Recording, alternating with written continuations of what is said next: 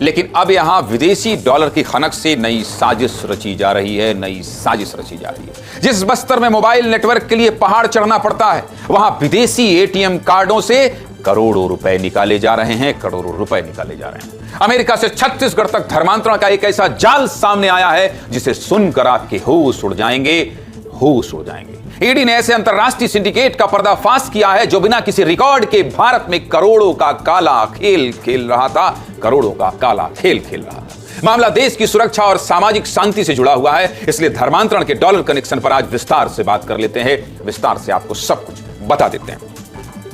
24 अप्रैल यानी शुक्रवार को ईडी ने एक प्रेस नोट जारी किया जिसमें धर्मांतरण के धंधे को लेकर अब तक का सबसे बड़ा खुलासा हुआ है और सामने आया है कि अमेरिका से भारत में पैसा भेजा जा रहा था। इस छापेमारी के दौरान ईडी ने 25 विदेशी एटीएम कार्ड, 40। आप सभी को जय मसीह की मेरे प्रिय भाई बहनों, परमेश्वर आपके परिवार को बहुत सारी आशीष दे।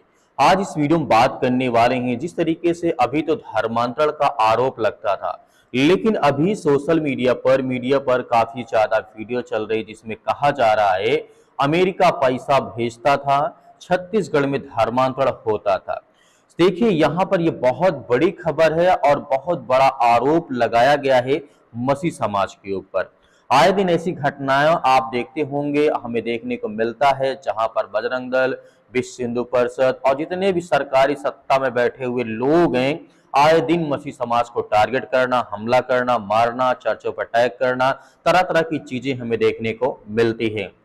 हालांकि ये भी साबित नहीं हुआ कि जो पैसा आता है वो किस लिए आता था, क्यों काम है, लेकिन अभी ये भी साबित नहीं हुआ है कि जो पैसा आया है वो किस काम में लगाया गया। लेकिन न्यूज वीडियो में बताया जा रहा है कि ईडी ने साबित कर दिया। हालांकि ईडी ने अभी ऑफिशियल नहीं कहा है कि ये पैसा किस लिए आया है, या पैसा आया या नहीं आया, लेकिन बहुत बड़ा आरोप लगाया जा रहा है। आज मैं पूरी घटना आपको बताऊंगा।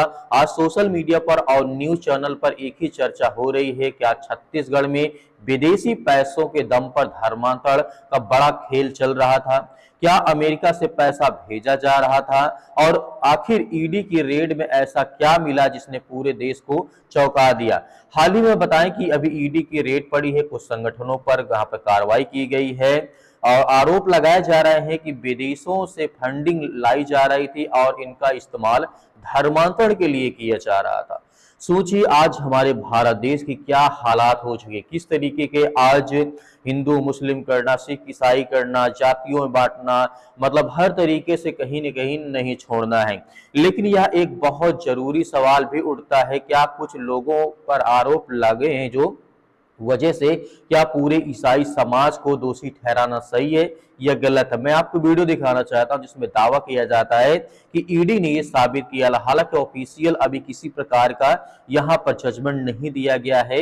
ईडी ने जो बताया है अभी उसको मतलब ऑफिशियल नहीं कहा गया। पहले इस क्लिप देखिए। लाख रुपए cash, digital data, electronic device समेत कई अहम दस्तावेज जब्त किए गए हैं, कई अहम दस्तावेज जब्त किए।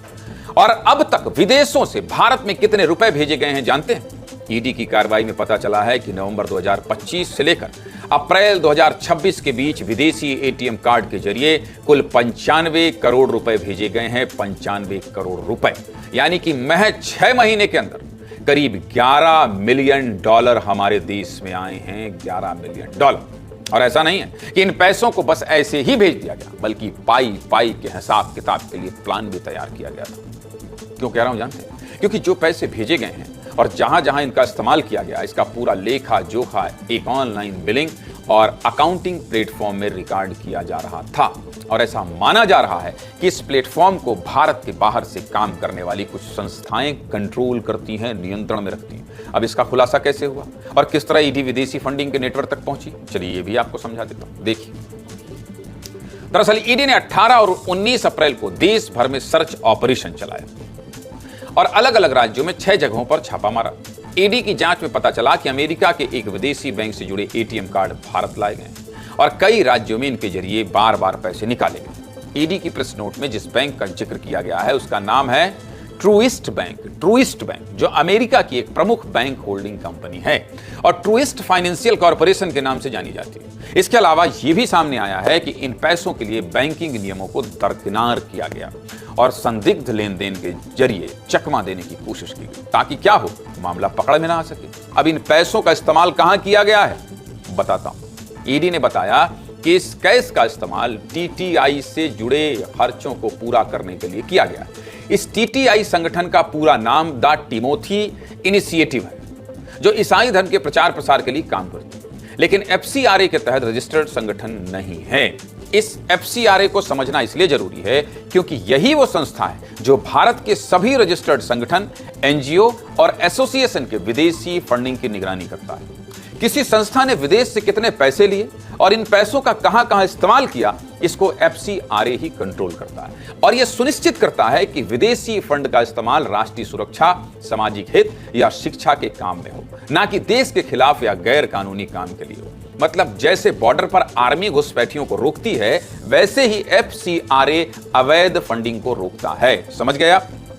ऐसे में एफसीआरए को दरकिनार करके विदेशी पैसे निकाले जा रहे थे, तो जांच एजेंसियों को शक हुआ, जिसके बाद एजेंसियों ने मिकाह मार्क नाम के व्यक्ति का पता लगाया और इसके खिलाफ लुकआउट नोटिस जारी कर दिया। फिर बेंगलुरु एयरपोर्ट पर इमिग्रेशन ब्यूरो ने मिकाह मार्क को पकड़ लिया और इसके पास से कुल 24 विदेशी एटीएम कार्ड बरामद किए, जिसे लेकर मिकाह भारत आ रहा था। लेकिन यह तो महज एक नाम है। इसके अलावा ईडी ने बताया कि इस नेटवर्क से जुड़े कई लोग देश के अलग अलग हिस्सों में सक्रिय, जिनकी तलाशी में आगे की जांच चल रही है। दिल्ली से हमारे सहयोगी अमृत तिवारी ने एक रिपोर्ट भेजी है। क्या दिखा रहे हैं अमृत, देख लीजिए, फिर आगे बात करें। छत्तीसगढ़ के बस्तर जैसे संवेदनशील इलाके में जब इतने बड़े पैमाने पे अलग अलग जगहों से अंतर्राष्ट्रीय डेबिट कार्डों के जरिए पैसे निकाले जाते हैं, तब जांच एजेंसियों का दायरा बढ़ता है और इसमें सबसे बड़ा इंडिकेटर्स है द टिमोथी इनिशिएटिव। यह एक चर्च की संस्था है, लेकिन एफसीआरए से रजिस्टर्ड नहीं है। यह भी जा रहा है कि धर्मांतरण और साथ ही साथ नक्सल प्रभावित इलाकों में पैसे को भेजने का काम किया गया है। डेबिट कार्ड छोटे छोटे ट्रांजेक्शन हुए, अगर कोई बड़े ट्रांजेक्शन एक बार में होते तो वो ट्रैक हो जाता। सीआरए के थ्रू कोई सोसाइटी या कोई रजिस्टर्ड एनजीओ को आपको फंड देना पड़ेगा, वो फंड आएगा एनजीओ में और एनजीओ उसको खर्चा करेगी और एनजीओ किसी दूसरे एनजीओ को भी डोनेट नहीं कर सकती, उसके लिए रेस्ट्रिक्शन है। और ये फंड पर्टिकुलर एक अकाउंट में आएगा, एसबीआई के मेन ब्रांच न्यू दिल्ली में है। उन्होंने क्या किया, पूरा बाईपास करके कोई एनजीओ को फंडिंग नहीं की, सीधा कैश विड्रॉ किया एटीएम से और उसको अलग अलग जगह जहां उनको यूटिलाइज करना वहाँ पे यूटिलाइज किया। अगर आप सोसाइटी को कॉन्ट्रीब्यूट करते या कोई एनजीओ को कॉन्ट्रीब्यूट करते तो उन्होंने कॉन्ट्रीब्यूशन नहीं दिया, उन्होंने सीधा कैश लाया। एक तरह से आप ये मानिए कि आप उन्होंने सीधा फॉरेन से पेमेंट कैश में लाया और यहाँ पे कैश में खर्चा कर दिया। Debit card as a medium use किया है। ये तो ईडी की जांच का पहला आधार था, लेकिन सबसे बड़ा प्लस पॉइंट बना छत्तीसगढ़ का नेटवर्क। चलिए इसके बारे में भी आपको बता देता हूं। ईडी की जांच में पता चला कि इन विदेशी एटीएम कार्डों का इस्तेमाल करके नक्सल प्रभावित इलाकों में पैसे निकाले गए, जिनमें हमारे छत्तीसगढ़ का बस्तर संभाग और धमतरी जिला शामिल है। और ये पैसा कितना है जानते हैं? ये पैसा है करीब 6.5 करोड़ रुपए। अब सोचिए, जिस इलाके में मोबाइल नेटवर्क ठीक से नहीं आता, जहां बुनियादी सुविधाएं कम है, बैंक कम है और ज्यादातर लोगों के पास बैंक अकाउंट नहीं है, उसी संवेदनशील बस्तर में विदेशी एटीएम कार्ड के जरिए संदिग्ध तरीके से पैसे निकाले जा रहे हैं, और वो भी 1000-2000 नहीं बल्कि 6.5 करोड़ रुपए। ऐसे में तो एक आम आदमी भी समझ सकता है कि दाल में। आपने इस वीडियो में देखा और दावा किया जा रहा है ऐसी घटनाओं का जो अंजाम दिया गया भारत देश के छत्तीसगढ़ राज्य में, ऐसा मतलब कहना है। इसे बताया जा रहा है 11 मिलियन डॉलर तक यानी 95 करोड़ तक इस्तेमाल किया गया, यानी पैसा आया है, लेकिन अभी इसकी आधिकारिक सूचना नहीं है। भारत में जानते हैं लाखों ईसाई ऐसे हैं जो स्कूल, अस्पताल, गरीबों की मदद और समाज सेवा का काम करते हैं। हर ईसाई धर्मांतर में शामिल हो, ऐसा कहना बिल्कुल भी गलत है, क्योंकि ऐसा हो ही नहीं सकता कि हर ईसाई धर्मांतर किसी करवाता। यदि कोई व्यक्ति स्कूल बनवा रहा है तो धर्मांतरण कैसे हुआ? यदि कोई व्यक्ति अस्पताल बनवा रहा है तो धर्मांतरण कैसे हुआ? कोई गरीबों की मदद करता है तो धर्मांतरण कैसे हुआ? क्यों? क्योंकि वो समाज के प्रति काम करते हैं। अब कोई व्यक्ति उसे देख करके प्रभु यीशु मसीह को मानने लगे, प्रार्थना करने लगे, उनको सुविधा मिलती है, उनको मतलब उनकी जो सरकार जो नहीं कर पाती है वो मसीह समाज के लोग करते हैं। अगर उससे प्रभावित होकर के कोई व्यक्ति आता है, प्रभु यीशु मसीह में जुड़ता है, प्रार्थना करता है, तो ये कोई धर्मांतरण नहीं है। अगर किसी व्यक्ति या संस्था ने कानून तोड़ा है तो हम कहते हैं जांच होनी चाहिए, कार्रवाई भी होनी चाहिए, यहां तक कि जितनी बड़ी से बड़ी कार्रवाई हो होनी चाहिए। लेकिन जांच के बाद अगर सबूत मिलता है, कोर्ट के फैसले पूरे समुदाय को बदनाम करना भी नहीं सही समझा जा सकता, या फिर न्यूज चैनल के माध्यम से ये बताना ईसाई लोग धर्मांतरण कराते हैं, मतलब उनके ऊपर आरोप लगाना, कहीं न कहीं आज हमारे समाज में इस तरीके की छवि बन चुकी है कि मसीह समाज केवल धर्मांतरण करता है, जात मजहब में भेदभाव डालता है, उन्हें पैसा दे दे के, लालच दे दे करके, मतलब चावल दे करके, गेहूं आटा दे करके उनका धर्म परिवर्तन कराते। मेरे प्रिय भाई बहनों, आप क्या सोचते हैं जिस तरीके की घटनाएं हमारे भारत देश में लगातार घट रही है?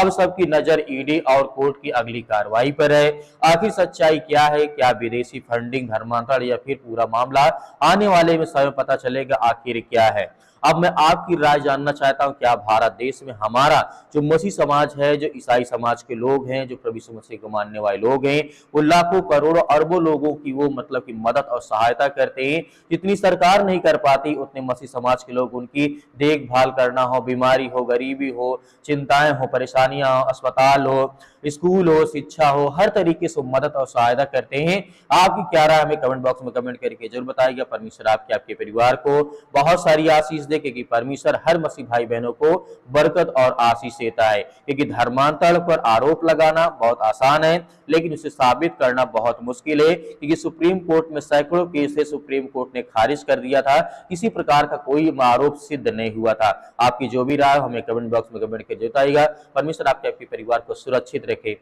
आमीन।